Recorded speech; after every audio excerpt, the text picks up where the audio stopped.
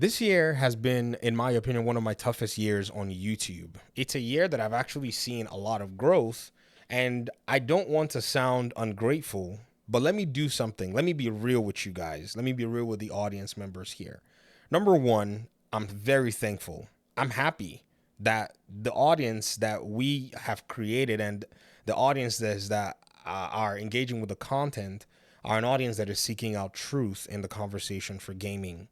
This year, I had to engage in something that I have never engaged in before, which is, pretty much blocking people from harassing me on the channel.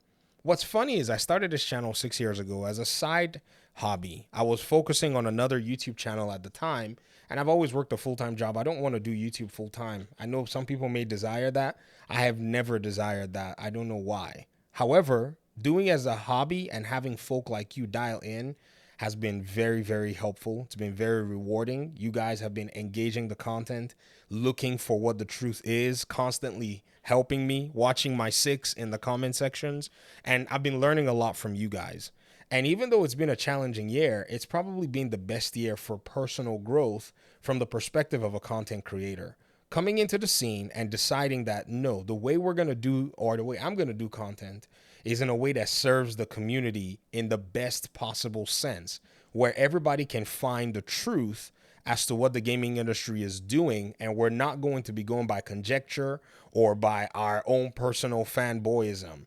Not easy to do, but again, we have in today's day and age a lot of information. So it's never been a better time to make content like this. And the industry has shifted. The change is now being seen and felt, and we're not even too far into the transition, which is supposedly to take another 3-ish years for us to, basically see what the gaming industry will look like.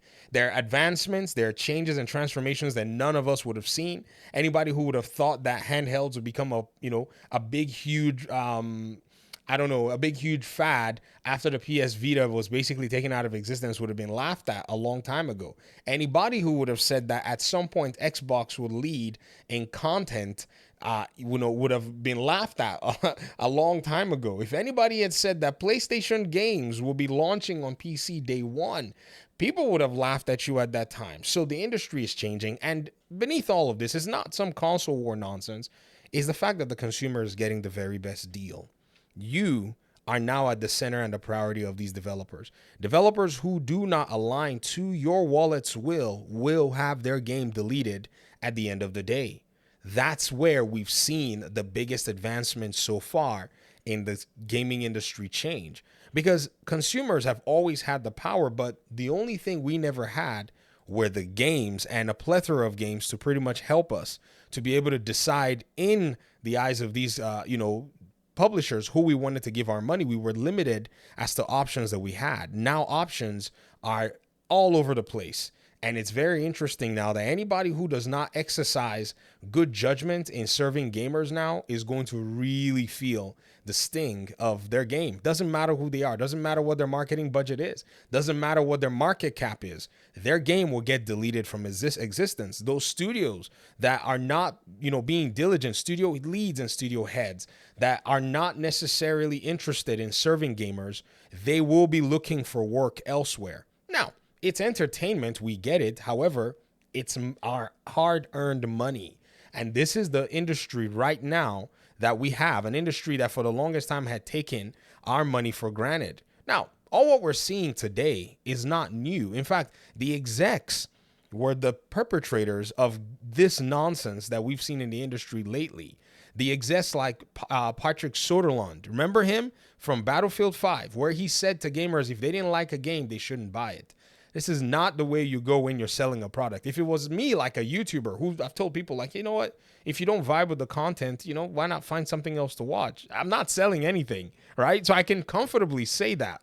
But for a company that has basically been made wealthy and rich by its fans to turn around and say that, really unveiled exactly how these corporations see their customers. And now that the customers are now aware, they're now drawing and pulling back and forth at the consumer, at the corporation. Because again, even though these corporations may have somewhat thought that they had unlimited funds available to them, yeah, right, That's going to be proven as time goes on. And as the new entries into the market that are not with investor money are hungry and stay focused to be able to drive their growth, to be able to drive innovation, and to be able to drive full-blown fan service. That's what gaming is. Gaming is not necessarily customer service. It is fan service and fanfare, all of it together. Just making sure that your fans feel great when they engage in your product. That's the best customer service you can give in the gaming industry. And lately we've seen that has basically disappeared, but it's coming back as time goes on. But I wanted to take the opportunity to say I'm glad and I'm grateful for being able to link up with folk like you that are on the channel, that have made this a possibility for me. I'm excited. Again, I don't want to do YouTube full time, never have, but as a hobby, this has been really fun to be able to get a lot of like-minded people. The challenge, though, that we're going to face as next year comes around is what I think will be extreme trolling. A lot of people are not happy. A lot of people have bet on the wrong horse in the gaming industry conversation. They're not going to be too pleased as to the transitions that are happening. And so what they're going to do is they're going to take it out on everybody else. And that's what you're going to see coming as time moves on. However, it's not really a big deal. Where we can make change, and I think we can affect changes if we continue to stick with what is true, what is available out there, what we're seeing, how our eyes and how we're actually interpreting the data and the changes in the industry. These are the things that are going to, in a sense, change their minds and change their perception if they are willing to actually get their minds and their perception changed. But anyways, I wanted to go ahead and just express a big thank you to everyone who's basically been here on the channel from day one, those who, are new, those who are just finding the content in passing. I'm so glad and grateful that y'all are here. Let's make change in the gaming industry by actually providing genuinely good and valuable information out there and ensure that gamers are aware. I mean, I'm talking fully informed in every facet as much as we can cover, down to, even the new guy that just shows up from, say on a suggestion from the YouTube algorithm. Let them be able to see that we are data driven, that this is a data driven platform, a platform where it's what we really do care about is, how the industry is going to move and how we are going to be benefactors of it. And if there's no benefit for it, then, we need to basically treat whoever is providing the product and the service accordingly, which is by our wallet. But I'm out. Thank you so much. And hopefully we'll continue to talk. Peace out.